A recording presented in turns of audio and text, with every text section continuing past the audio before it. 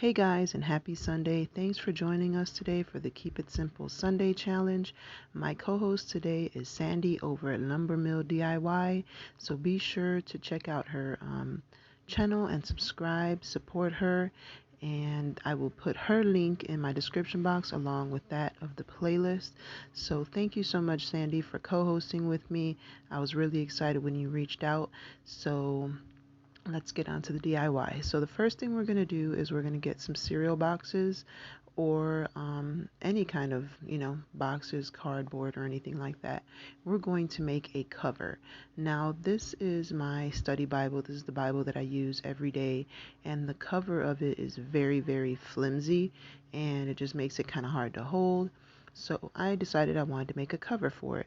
Now, I was going to use a cereal box, but then I found this box, and it was actually the perfect width. It fit my Bible perfectly, so I decided to use this, but you can use any kind of cereal box or food box or cardboard or whatever you have. And you're just going to measure it out and cut out the length so that you have about, I would say about a little less than an inch or about an inch overhang, so that way you have enough to kind of fold over. Then you're just going to take apart the box, or you can do this beforehand. I just decided to do it now.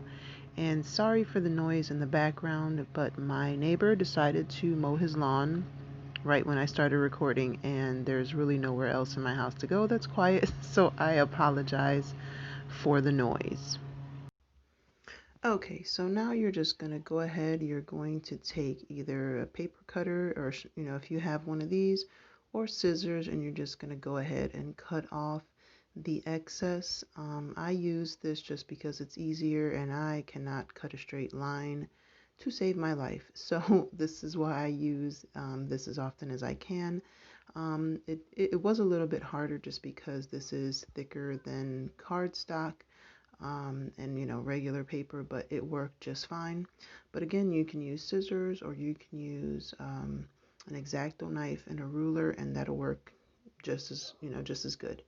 So yeah, you just go ahead, cut off the excess, and then once you're done doing that, you're going to take your, get some scissors. If there's anything excess kind of hanging over, go ahead and get rid of that. And then take your book or whatever you're going to be covering up, set it inside of the cardboard or the box, and then you're going to kind of measure out what you need to cut. So I started off by cutting the what's this called, the binding part of it. I had to cut this the bottom pieces and the top pieces just to fit the cover on there once it's cut. So I just kind of made a little slit right there, and then you're going to go ahead. You're going to measure out the the corners there, and you're going to just cut little squares in the corners so that when you fold it over, there's not all this excess cardboard there. So you just cut little squares like you see me doing here, and you do that on all four corners, and then that'll just make it a lot easier once you cut it, and then you don't have to worry about that when you're folding it and trying to fold it over and make all these extra little folds and whatever. So so yeah, so just go ahead and do that on all four corners. And then once you're doing that, you're going to remove your book, and you're just going to start folding at all of the seams, or like where you cut. Just go ahead and start folding those over. And when you're folding them, or as you fold them, you can use like a pen or anything to just kind of go over it and make sure you get that crease in there really good, so that when you're putting, when you're gluing it on, it's not hard to get in there, if that makes any sense whatsoever. I'm sorry. But you can see what I'm talking about. So you're going to go ahead, you're going to kind of measure it out, make sure everything fits on there. If there's anything extra, if something's too snug or whatever, you can just kind of get your little scissors or X-Acto knife and cut it so that it fits in there good. And once you're done doing that, and if it's folded too big or folded too small, you can just refold it. That's kind of the luxury here. You can make it as big or as small as you want, as tight or as loose as you want it to be.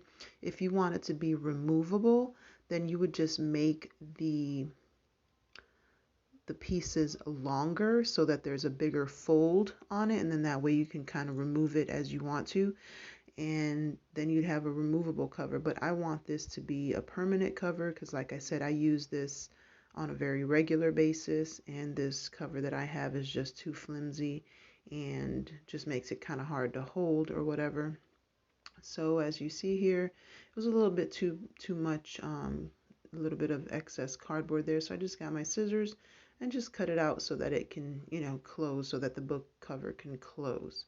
So once you're done doing that, you are going to get your glue or your double-sided tape or whatever you're going to use, Mod Podge. You can use whatever you want, and you're going to be using that next. So once you are done measuring it all out, kind of getting it situated in there, you're going to cut that excess tab that's on the the bound edge there, and you're just going to cut that off, and make sure you don't cut your book up, but just cut that off, and that's all you have to do for that.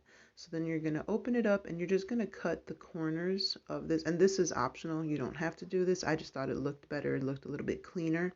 So you're just going to cut like a little angle on there, and then what you're going to do is you're going to get your glue, and like I said, you can use a glue stick. This is just a glue stick from Dollar Tree, and you're going to put it all over the cover. Like I said, if you don't have a glue stick, Mod Podge, regular like Elmer's glue, if you have double-sided tape. If you're going to use double-sided tape, and you have to get it from Dollar Tree, I would highly recommend not using the double-sided tape you find like in the office supply section. I would use the one that they have in the I can't talk today. The Crafter Square section. That double-sided tape works way better. So you're just going to take that tape, and once you finish gluing the covers on, you're going to take the tape and you're going to tape the tabs or the outer parts. And my son decided he wanted to kind of get into the picture there, so there he was. But yeah, so you're just going to take your double-sided tape, which is what he came to the table to get, and you're going to tape the edges there. Now remember, the glue is still going to be wet, so just kind of be careful when you're moving the book around. What I did was I just flipped it over and I did the other side first. So you're just going to take your double-sided tape or your glue or whatever you're going to use and put it on the excess part of the cardboard. And then once you're done doing that, you're going to fold them in and stick them to the cover. And you're going to do that for both sides. And then once you're done doing that, the only thing left to do is either decorate your cover with stickers, or if you're really good at art, you can draw on it. You can use some cardstock. Like I said, anything. You can use some of the stuff from Dollar Tree. Anything that you have, cover it the way you want to. Write on it, doodle on it, duct tape. You can do whatever you want. And that is it, guys. Just that simple book cover. You can do this for your school books or just anything that you want. Again, thank you all for joining and watching, and thank you, Sandy, for co-hosting.